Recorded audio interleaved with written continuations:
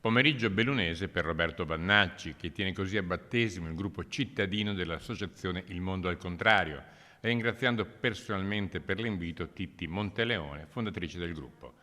Vannacci che si presenta da europarlamentare prima e da vice segretario della Lega poi, ma che non rinuncia al suo grado militare. Onorevoli a Bruxelles sono tutti, di generale ce n'è solo uno, quindi meglio generale. Da vice segretario del partito, in un territorio in cui si discute del futuro del presidente di regione più amato d'Italia, qual è Luca Zaia, inevitabile chiedergli un'opinione sul terzo mandato. Non sono né a favore né contro, io sono per il rispetto delle regole e quindi per me ce ne possono essere 20 di mandati e secondo me bisogna dare voce alla sovranità popolare che è quella che conta.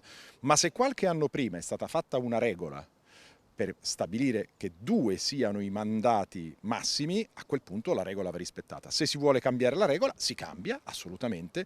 Lei la cambierebbe? Però farlo sotto le elezioni sembra quasi un provvedimento ad personam. Intervistato sul Belvedere che si affaccia sul Piave, Vannacci, tornando a ragionare anche da militare, non si è fatto sfuggire l'occasione di citare il fiume sacro alla patria in tema di sicurezza. La sicurezza è un problema nazionale, nella maniera più assoluta, ma non la sicurezza nei confronti dell'ipotetica e fantasiosa invasione da parte dei russi. Peraltro qua vedo il Piave, ma non vedo soldati cosacchi abbeverare i loro cavalli nel Piave.